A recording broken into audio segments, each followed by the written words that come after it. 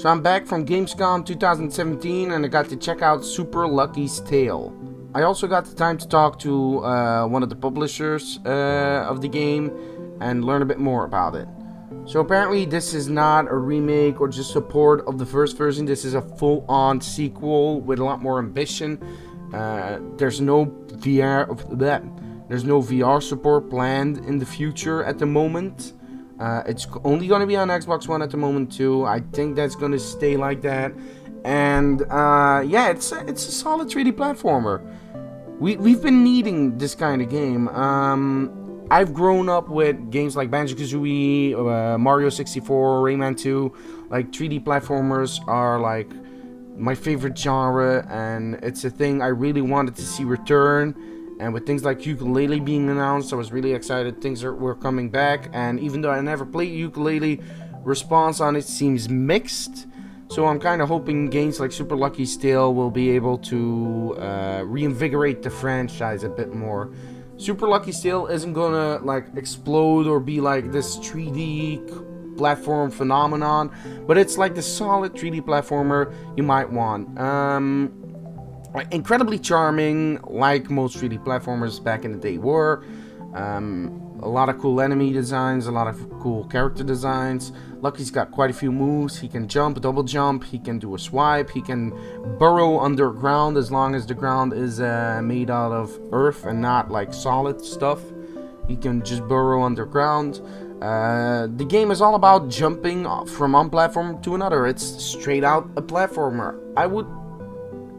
I would compare this game most to something like the Mario 3D games. And I'm not talking about the 3D Mario game. I'm talking about Super Mario 3D Land and Super Mario 3D World in terms of design. But the publisher and the developers have said they take a lot of inspirations from a lot of 3D platformers, which I already saw. There's a lot of stuff I recognize from other 3D platformers and non-3D platformers, which I really like. It's a really charming game. It's going to tingle those nostalgia feelings for a lot of people, and with a lot of neat little references to other games, which is cool. They're not too on the nose. They're pretty subtle, and you're going to be like, oh, hey, look at that.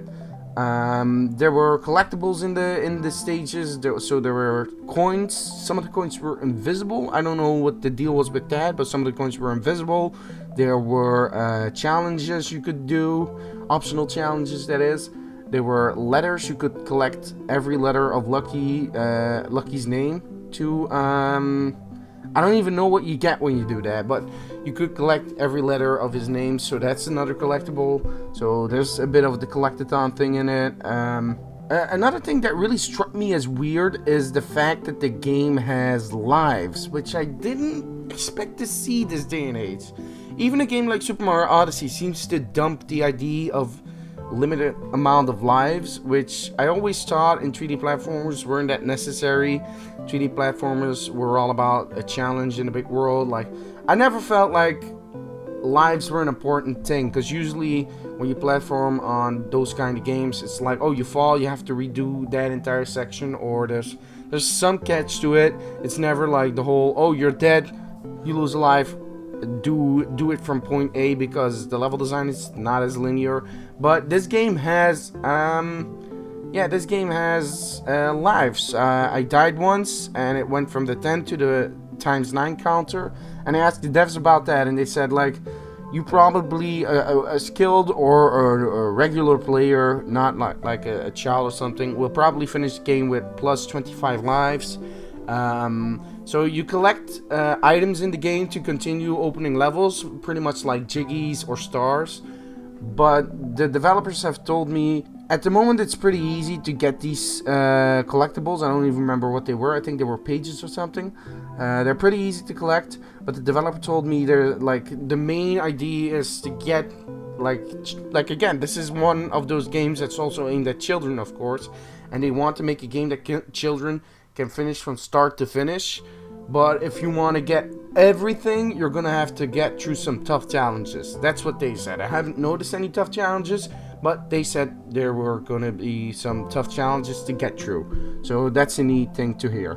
Another weird thing is in the demo itself, there was this one part where the game the frame rate just fucking loses it.